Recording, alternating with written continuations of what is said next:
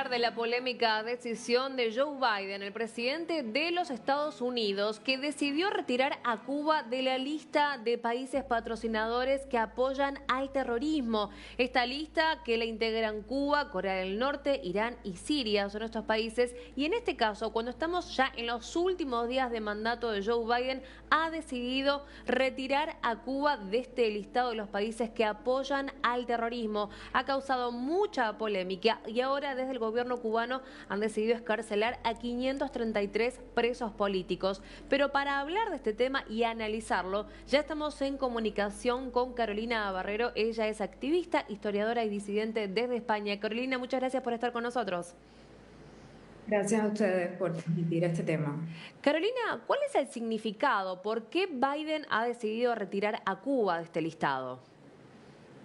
Bueno, la administración de Joe Biden ha caído en una trampa que no es nueva. Durante estos 66 años ya del régimen castrista, no es la primera vez que Raúl Castro usa como peones a los presos, específicamente a los presos políticos, para canjear cosas que le interesan.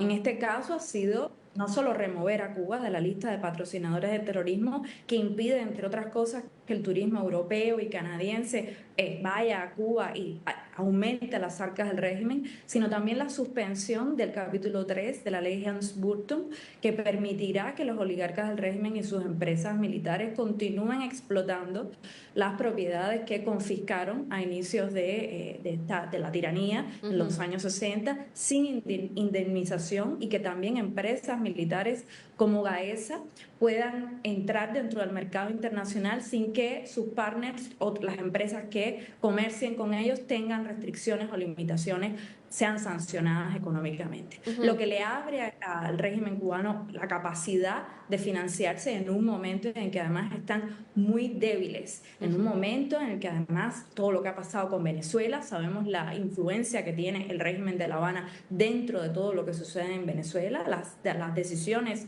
muchas de las decisiones de la seguridad del Estado venezolano, del SEBIN, pasan directamente por La Habana, y en un momento como este sucede este intercambio, este canje, esta negociación en la que también ha participado el Vaticano.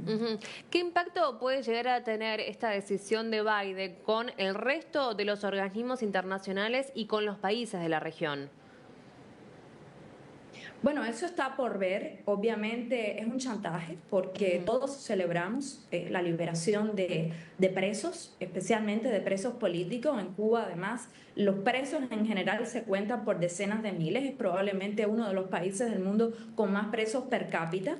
Eso es así, y también uno de los países con más presos políticos per cápita. Estamos hablando de que en particular los presos políticos no debieron de estar nunca, ni siquiera un día. Entonces esto es algo que la comunidad internacional celebra, y nosotros los cubanos, los miembros de las fuerzas democráticas, de la oposición, de la sociedad civil, les abrimos los brazos a cada una de esas personas que nunca debieron estar presas en Cuba. Hay que ver también cuántos de esos 553 son presos políticos y cuántos son presos comunes, porque los indultos anuales están previstos dentro del ordenamiento jurídico cubano, y esto también es una cosa que tenemos que ver, cuántos de esos 553 son presos políticos, porque serán liberados gradualmente. Obviamente esto lo celebramos, sin embargo entendemos de lo que se trata, de la trampa que hay detrás de esto, y de cómo ha concedido también la administración de Joe Biden al principal aliado también de Putin en Latinoamérica, que es un elemento que evidentemente no se está analizando,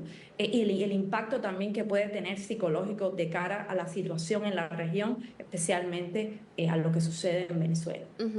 Estamos a muy pocos días de lo que será la asunción de Donald Trump, su segunda administración. Cuando llegue al poder, ¿podría llegar a revertir esta decisión de Biden, sabiendo también la relación y lo duro que fue Trump siempre con el régimen cubano?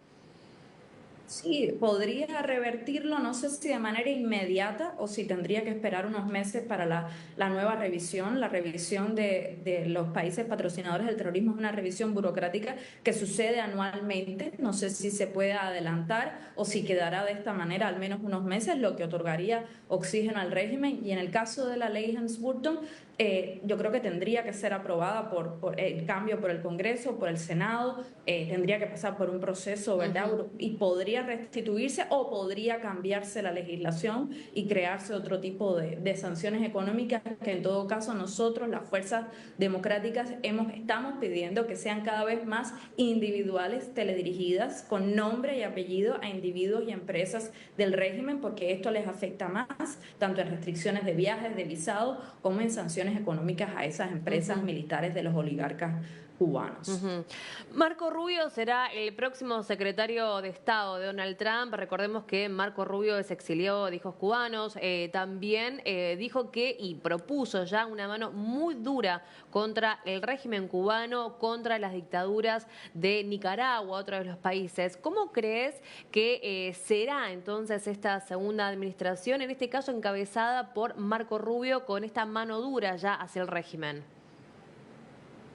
Nosotros creemos que Marco Rubio está en una posición privilegiada para entender y para priorizar los asuntos de la región, cosa que siempre ha quedado relegado en la política norteamericana. Los cubanos sabemos que no hemos sido prioridad de la administración norteamericana, el tema de la dictadura. Creemos que esta es una oportunidad con Marco Rubio como secretario de Estado para que la región y en particular el Triángulo Cuba, Nicaragua, Venezuela, el tema de las dictaduras latinoamericanas pueda ser prioritario a nivel de la política exterior.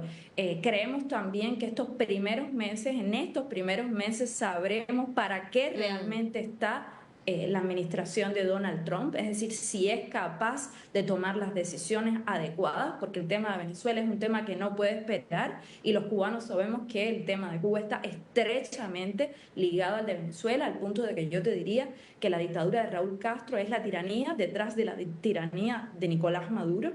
Entonces sabemos que el destino de Cuba está estrechamente ligado al destino de Venezuela y esperamos que en estos primeros meses se tomen las decisiones correctas por parte de la administración para acabar con la usurpación del poder que ha ejecutado Nicolás Maduro y que eso tendrá consecuencias directas sobre el régimen de La Habana. Sabiendo la crisis política que hay en el país, recién lo mencionabas, lo débil que está Cuba, esta salida de la lista, ¿podría llegar a favorecerlo con la crisis que está viviendo en el país? ¿Lo podría favorecer en los distintos beneficios que pueda llegar a tener el país? Claro, no es casual que suceda en este momento, que es un elemento distractor, psicológicamente incluso distractor, porque Cuba se presenta magnánimamente también como el liberador de estos presos, cosa que es absolutamente siniestra y es otra de las características que siempre han usado en su política exterior, sino que también, como hablaba al principio, permitirá que el turismo, sobre todo europeo y canadiense, regrese a la isla potencialmente, habrá que ver si esto sucede, pero ellos están buscando porque necesitan oxígeno, sobre todo oxígeno económico, que las empresas de turismo que han invertido en Cuba, sobre todo españolas, vuelvan a ver que tienen capacidad de recuperar su inversión y que vuelva a haber un resurgimiento de este sector. Y esta es la vara que están jugando, además de también poder ampliar la capacidad que tienen las empresas militares del régimen de financiación y de operación en el mercado internacional que les impedían algunas de las sanciones que ha levantado con este canje la administración de Biden. Obviamente eso hay que ver cuánto les dura,